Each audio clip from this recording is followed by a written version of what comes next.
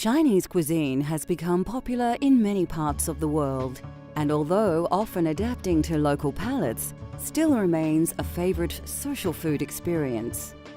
Often served in bite-sized pieces, using fresh ingredients and lightly spiced, it's no wonder the world can't get enough of the cultural flavors of China.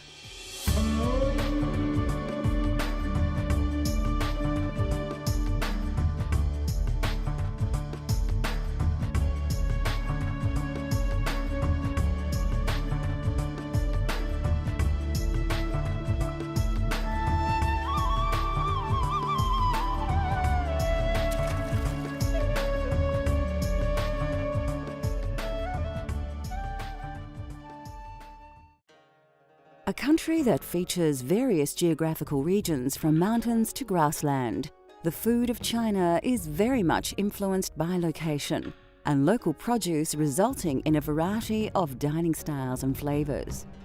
China is a multicultural country, and even the food, they got all different kind of culture. The style, the taste, the spices, like northern, they're more spicy and more like oil to cover, to keep the food warm.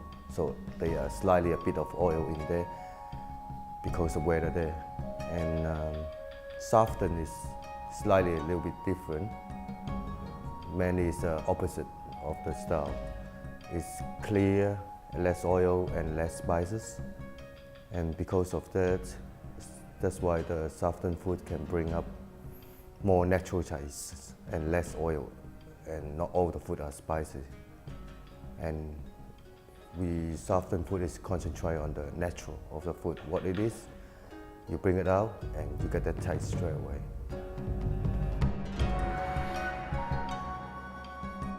Originally from Hong Kong, XO sauce is a very versatile condiment that will bring out the Chinese flavor of most foods. Once made, it can be stored for some time and is an essential ingredient that all lovers of Chinese cuisine should have on hand. XO sauce is quite a magic sauce. Naturally, it use some ingredients that can be expensive. It just can combine with any seafood, any meat, any vegetable dish, and it can be stored in the long term in the fridge.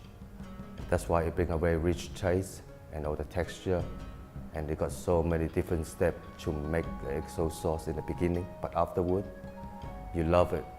Every dish you make, you want to add XO sauce in there, just a spoon, tablespoon, and it just brings out the flavor.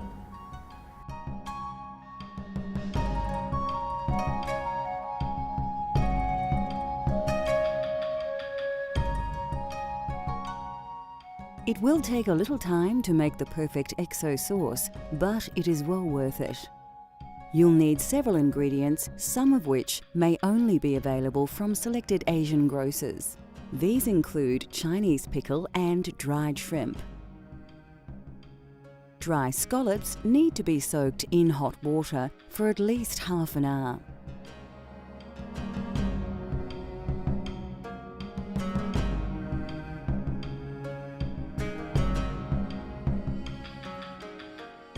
Garlic, red and brown onions, and bird's eye chilies are the other ingredients.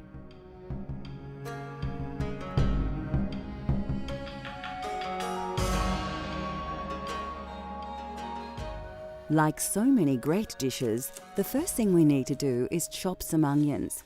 First, remove the skin from a brown onion and then chop finely before placing in a bowl. Now grab a red onion and slice to a similar size as the first onion. Next, we need to chop some fresh garlic. About 2 peeled cloves will do. Now to add some heat to our recipe, finely chop about 3 small red bird's eye chilies and remove the stalks. So the last thing I need to do is the dry scallop. The dry scallop I put in the hot water and then steam it for about half hours. After I've done that, the dry scallop will become well cooked and easy to fall apart, so it's ready to cook. Once you've prepared your ingredients, you can begin to cook. Heat your wok to a moderate temperature and then scoop about a ladle of oil into the pan. Once the oil has heated up, place a handful of softened scallops and allow them to cook for about 2 minutes, stirring well all the time.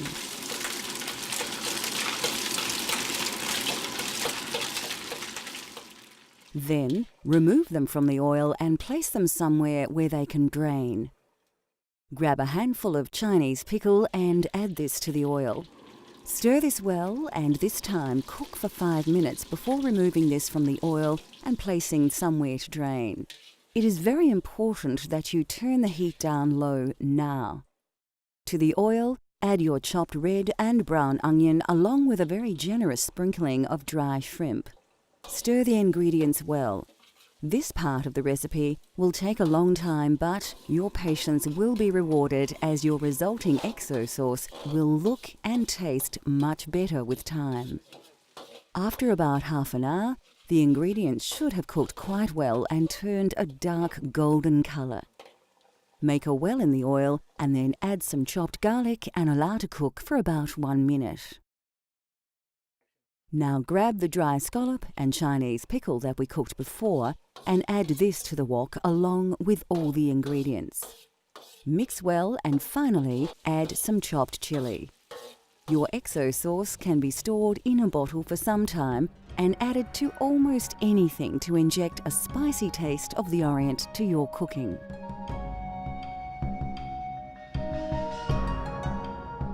Traditionally, shallot cakes were a tasty and filling breakfast meal for peasants. They were cheap and easy to make and a great start to any working day. Shallot cake originally is from China, and it's mainly it's a history pancake bring along to this generation.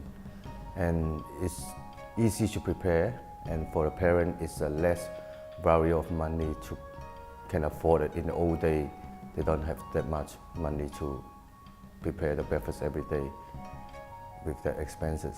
And shallot cake is a simply crunchy and soft inside and a strong texture. And the main thing is help them to fill up their stomach almost half of the day.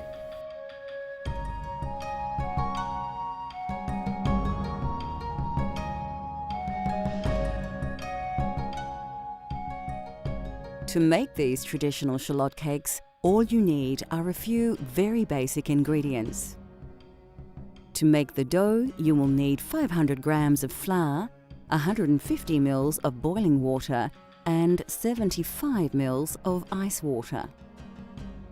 Apart from a few pinches of salt and sugar, the only other essential ingredients are, of course, spring onion.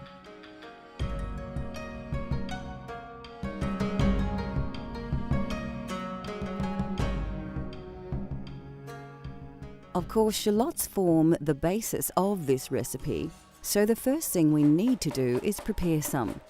Finally, slice your green onions right up to the leafy part and then put to one side for later.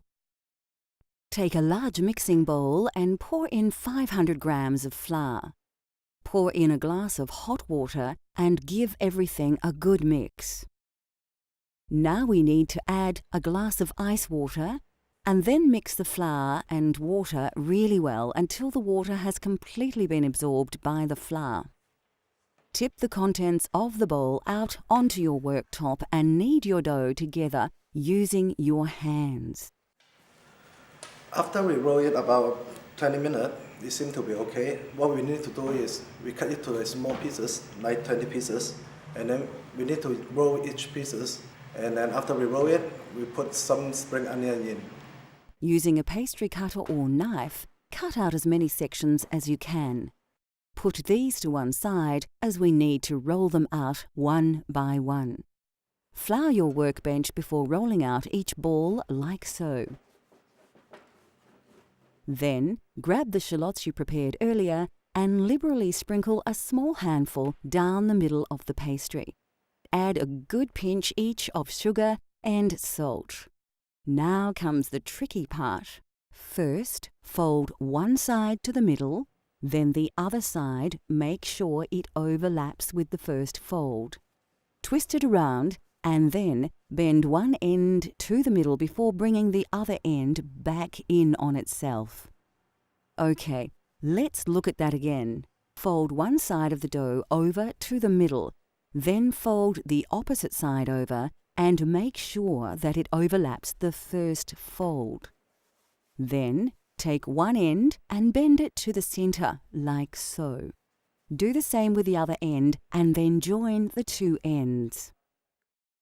The final stage of preparing these tasty cakes takes place at the stove, so we will begin by deeply filling a wok with oil and heating to about 160 degrees. Carefully place each shallot cake into the wok and let them fry in the oil. The cakes should roughly take about 1.5 minutes on each side. You can tell that the underside is ready as the cakes will begin to float. At this point, turn them and let them cook until both sides are light golden brown. Finally, remove them from the oil and place them somewhere that the excess oil can drain. Your shallot cakes are now ready to serve. These delicious cakes are best eaten on their own with a little soy sauce for dipping and a pot of Chinese tea. A simple yet satisfying snack that is steeped in Chinese tradition and still tastes as good as ever. Coming up on Cultural Flavours, a unique and amazing eggplant treat that will have you coming back for more.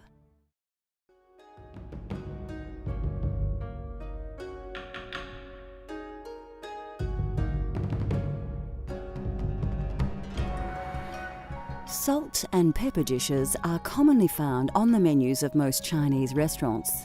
Yet many Chinese chefs, eager to push the boundaries of their own cultural flavours, have begun to experiment with the core ingredient of this traditional dish. Well, when I present this eggplant to my restaurant, it's a bit harder at the beginning. We try again and again and again, millions of times. Some come up very great but cannot last longer crunchy, and with the combined with other vegetable, it's a choice of a vegetable is very important. But finally we got lucky, we got the final touch with the crunchy pastry. But after we invented and it will bring out, most of the customer will love it because it's a history now. From now on, it's a history for salt and pepper eggplant. It's easy to prepare and it's easy to accept it, and they will get addicted to it because it combined with the crunchy pastry and the onion, spring onion, capsicum. It's a nice combination.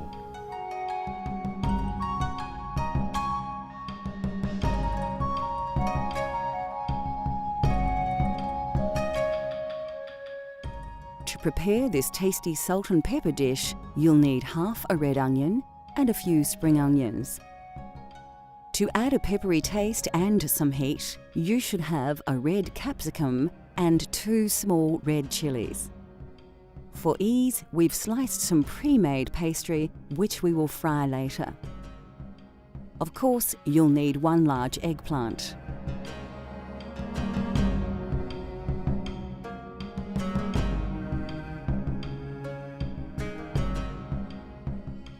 To create the batter, which we shall coat our eggplant with, we will use just 200 grams of flour, a little baking powder, 1 egg and a little water.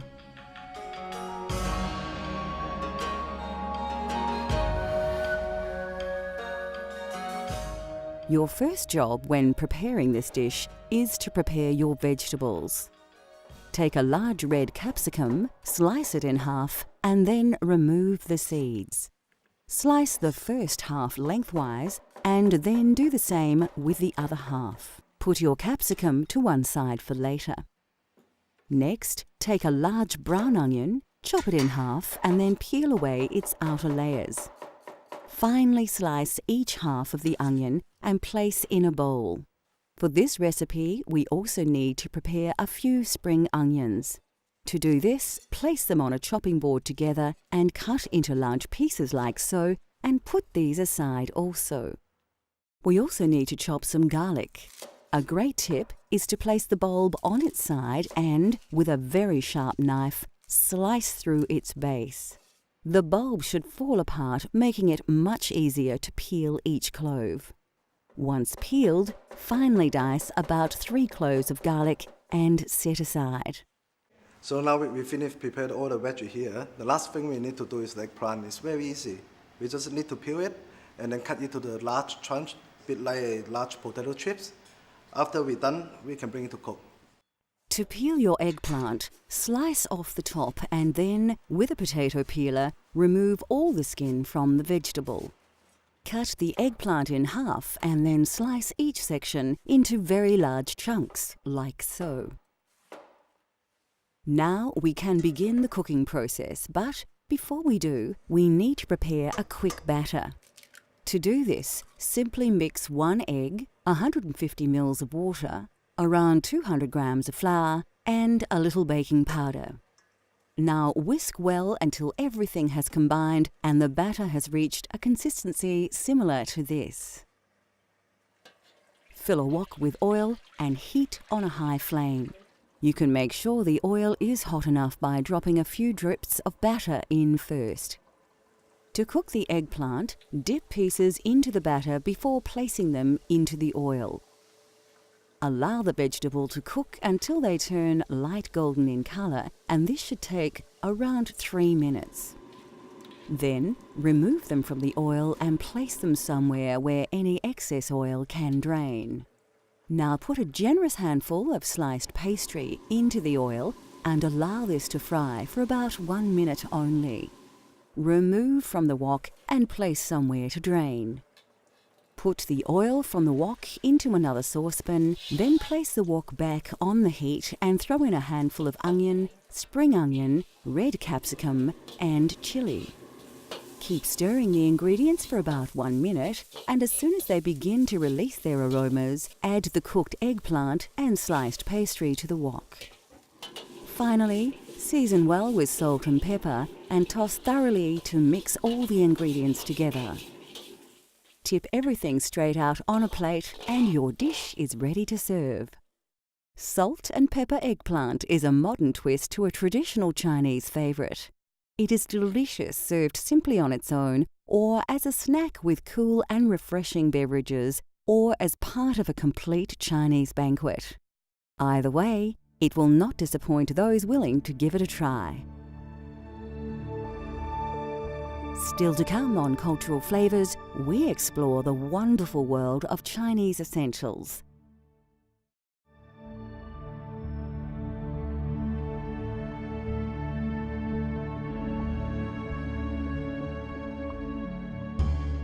The essential ingredients in Chinese cuisine can be broken down into a few categories: herbs and spices, sauces and oils, rice and noodles, and vegetables.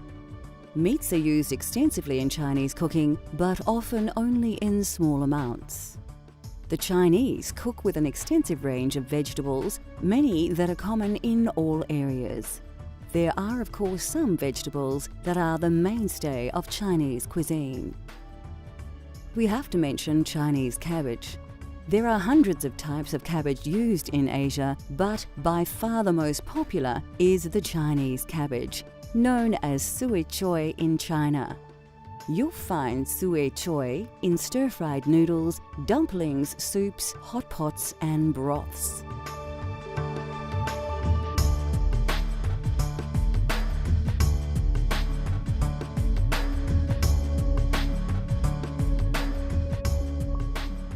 Ginger is one of the key ingredients in traditional sweet and sour sauce and features in hundreds of Chinese dishes. Garlic has been adopted right across the globe as an essential part of the local cuisine, and China is no exception. Originating in Asia, it is thought the Chinese were one of the first civilizations to cultivate garlic for food and medicine. Chili is often used to add heat to Chinese dishes.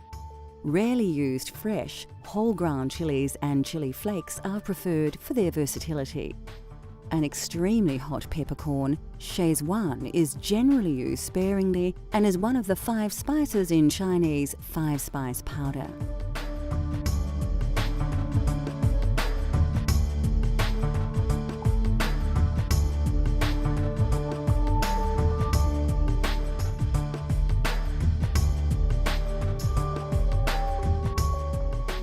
Ground nut oil is excellent for wok cooking as it can be heated to a very high temperature, sealing the food before it absorbs oil.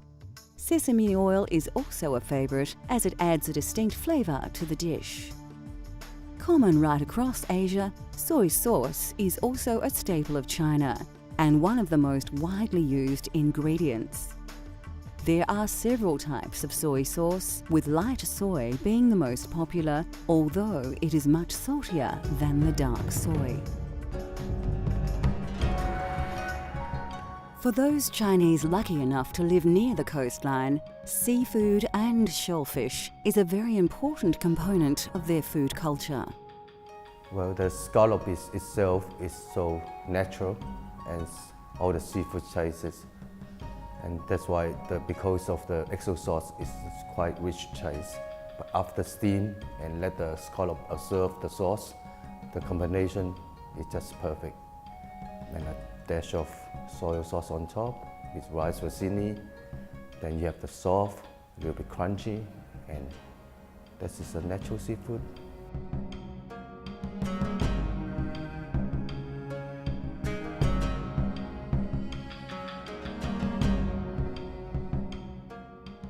It couldn't be easier to prepare these traditional Chinese scallops. You simply need some rice vermicelli noodles, some fresh spring onions and a dash of soy sauce.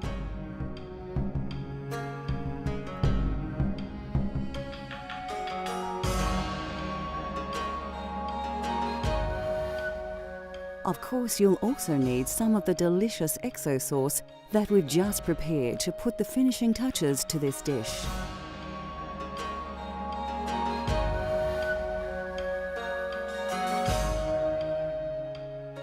First, lay your scallops out on a plate. Now take a small handful of rice vermicelli noodles and carefully place it on top of each shellfish. Next, place a generous pinch of XO sauce on top of the vermicelli, as well as some finely sliced red chilies. Your scallops are now ready to steam. We're using a commercial kitchen steamer, but you could use any steamer designed for use at home. Put the plate of scallops into the steamer for about 2 minutes. Then remove the plate and finally top with a few slithers of freshly chopped spring onion and a dash of soy sauce. Chinese scallops with XO sauce, an incredibly healthy dish that is so simple to prepare and yet bound to impress any guest at your next Chinese banquet.